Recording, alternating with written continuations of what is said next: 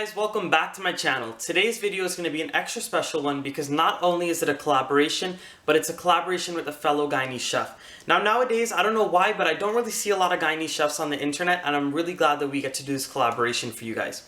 So today's video is going to be a little different because it's not a collaboration in the traditional sense. It's not going to be a video by video collaboration.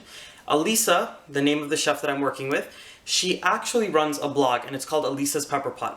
Now let me tell you what guys, whenever I browse the internet and I'm on her blog, I'm instantly hungry. I think about all the dishes that I used to eat, that my grandmother used to make, my aunts would make, and it just transports you back to your childhood.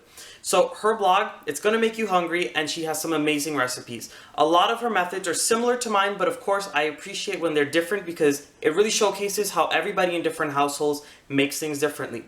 There's a lot of issues in the Guyanese community that I would say when we try to showcase our recipes and share them on the internet. We get a lot of hate back sometimes. I guess that just comes with anything that you post on the internet. But the thing is that we all have to realize is that everyone has their own way of making things in their own home. So we decided to go a little simple with the recipe today. We're actually going to show you guys how to make dal. And for anybody that doesn't know what dal is, they're also known as split peas, and it's basically a split pea soup. It's flavored with spices such as cumin, and it's flavored with hot pepper and garlic. You guys are really going to love this one. It's a really flavorful dish, and it's very versatile. You can go ahead and eat it with rice, you could eat it with roti, you could eat it alongside meat curries or other veggies. It really depends on your taste or preference. We decided to go simple today because even the simplest of recipes can be made differently in different households. So Alica and I are going to go ahead and showcase our dal recipes. I'm going to go ahead and put her blog link down in my description box below. So these are all of my ingredients that I'm going to need to make my dal today. As usual, the full list of ingredients and the measurements will be down in the description box below, so make sure you check those out at the end of the video. What I have here in my bowl is my dal or split peas, and I have the yellow and the green version. If you wanted, you could just use the yellow. It really doesn't matter, it doesn't make a difference in the taste. And what I did with these is I washed it under some cool water just until any sand or debris that were on them while they were in the package come off. You really want to make sure to wash them thoroughly or else your dal is not going to come out good. To cook my dal, I have some chopped garlic, I have some dye or tumeric, and these are going to go in the dal while it's boiling. And to go in while it's boiling, I also have some wiri peppers. You could use any type of hot pepper of your choice, or you could omit it if you're not into spicy food. I also have some bhajee here, and really it's just a type of spinach. And as you guys can see, I don't have much because my plant is pretty young, so I didn't really get much off of it. But it adds a really nice distinct taste to your dal, and it's really just a small addition at the end. If you can find it, that's great. If you can't, then it's okay. It's totally optional. I've made it before without the bhajee, and it comes out perfectly fine. So to chunke my dal at the end, I have some whole cumin seeds, also known as jeera. And I have some sliced garlic this time. And I have some oil to chunke at the end as well. You're also going to need a little bit of salt to season your dal. And I wanted to mention that I have some water in a pot that's boiling, and we're going to go ahead and start cooking your dal. I'm going to show you guys what that looks like. At this point, my water has come to the rolling boil, and as I said before, the ingredients and measurements will be in the description box down below. So the amount of water that I used while I was cooking my dal will be in the description box as well. So once your water comes up to a rolling boil, you're going to go in with all of your dal that you washed. And remember, I said washing your dal is a very, very important step. And once you add in your dal, you're going to go in with all of your dye or your turmeric. And the amount of turmeric that you add totally depends on the color that you like your dal to be. And I'm going in with some of that garlic that I chopped up. I'm going to add in both of my peppers. And I'm going to go in with a good amount of salt.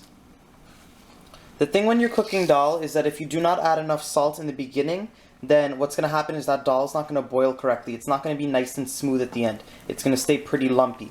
So what you want to do at this point is you want to taste that dal. You want to taste this mixture to make sure it has enough salt now. Because if it doesn't have enough salt, then the dal is not going to boil correctly. So I'm going to go ahead and give this a taste. And then I'm going to start letting this boil. I'm going to keep it on a medium-high heat to let it boil. And in about 20 minutes, I'm going to come back and show you guys what it looks like. Before I go, I also want to add in just a few drops of oil. The reason for this is because the oil stops the dal from boiling over. There's two ways you can stop the oil from boiling over. You can add in the oil, or you could go ahead and put a wooden spoon over the top, and it should stop that dal from boiling over. After about 5 minutes of your dal boiling in the pot, you're going to notice this small ring of foam, this yellow foam on the side of the dal. What you're going to want to do is just skim this off. And you want to just discard that foam. You could go ahead and set it in a small bowl, but you want to try to get all of it off the sides. This is just one of the methods that my grandmother showed me on how to make dal. I don't really know the significance behind it, but all I know is that my dal comes out perfect every time, and I do skim off all of these little impurities off the top. This is what my dal looks like after 30 minutes of boiling on a medium-high heat. As you guys can see, the dal has started to break down and get mushy. If I press on it, it starts to break. So I'm going to say that this needs about like another 10 to 15 minutes and then it should be done. If your dal has started to dry out a lot because you've had it on the heat, you're going to want to go ahead and add in a little bit of water. Now you're going to have to gauge the water yourself. I can't really give you a measurement on how much water you'd need to add if it starts to dry out. You just want to make sure it doesn't dry out too much. It also depends on if you like a really thick dal, a really thin dal. But I like sort of a dal that's in between. I don't like it to be very thin and watery, but I don't like it to be too thick. So I don't need to add any water. This looks good right now. I'm going to let it boil for like another 15 minutes, and then I'm going to come back and show you guys what it looks like. Alright everyone, my dal has been boiling for an additional 15 minutes, so it's been boiling for 45 minutes in total. And as you guys can see, all of those little dal particles that were at the bottom, most of them have disintegrated at this point. So what I'm going to do is I'm going to start the process of chunking my dal. And I'm going to show you how we break up all of those little pieces that might be left behind at the bottom. At this point, I'm going to show you guys how to chunke the dal. Basically what chunking the dal does is it adds another dimension of flavor to that dal. It doesn't make it taste one note. So what you're going to want to do in a small pan is add in a little bit of oil at the bottom of the pan. I'm using about 2 tablespoons of oil. You're going to go in there with your cumin seeds first. And you're going to see them start to sizzle. And then you're going to go in with all of that garlic that you've sliced up. For this step, you can either slice it or you can mince it. It totally depends on your preference. Once you've added in your garlic, you want to go ahead and make sure that you stir it around so this way they don't burn. You want to keep this mixture moving.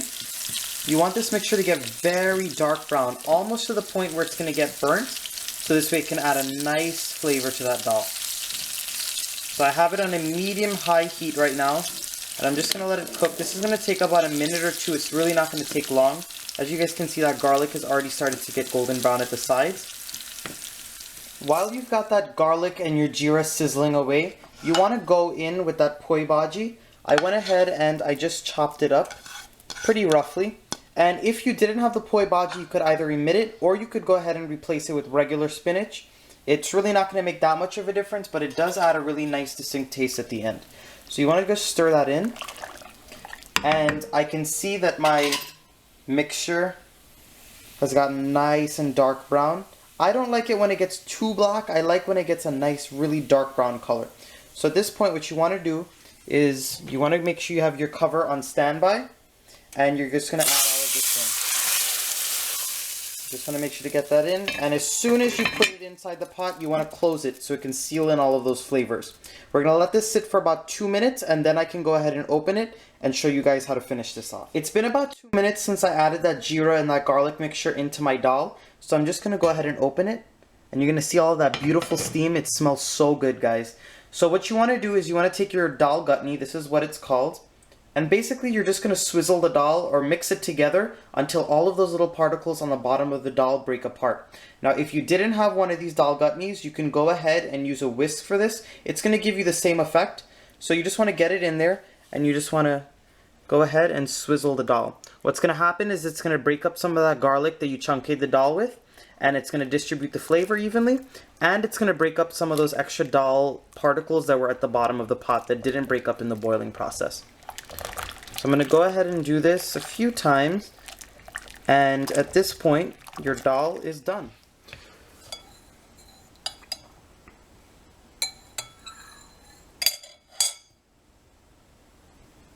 Alright guys, I say that's another great recipe down. I really hope you enjoyed my method for making dal. Remember, you can go ahead and eat this dal with some oil roti, sada roti, or even rice. You can also eat it alongside other meat or vegetarian dishes.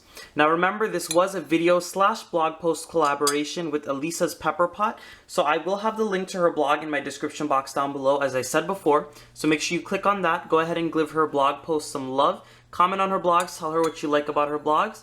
And I just really appreciate the fact that I have another Guyanese individual sharing their recipes on the internet with the world. It makes you really appreciate that a lot of Guyanese recipes, they are made mostly the same in certain households, but they all have a different twist or a different spin on them. So I really like that aspect of it.